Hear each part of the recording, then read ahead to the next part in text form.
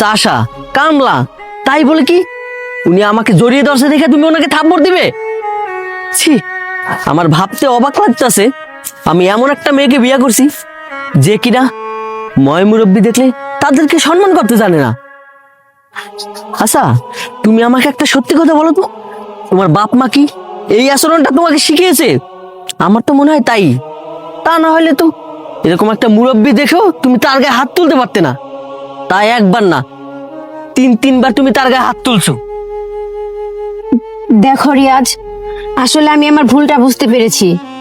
দেখো, তুমি আমাকে ক্ষমা করে দাও প্লিজ। আর বাবা, আমি আসলে বুঝতে পারি নাই, প্লিজ আপনি আমাকে ক্ষমা করে দিন। কি হলো বাবা, কথা বলতেছেন না কেন? আচ্ছা বাবা, আমি কি আপনার পা ধরে ক্ষমা চাইলে আপনি আমাকে ক্ষমা করে দিবেন? আরে মা, তুমি তোমার ভুল বুঝতে পেরেছো, আর আমি তো তোমার বাবার মতে, তুমি যে তোমার ভুল বুঝতে পেরেছো এটাই অনেক খুশি হয়েছি আমি। আরে মা, মেয়ে যদি কোনো বাবার কাছে অন্যায় করে বাবা তারে মাফ করে দেয়, আর আমি তোমারে আগে মাফ করে দিছি। চলো এসব কথা না ভেবে চলো এখন বাড়ি চলো।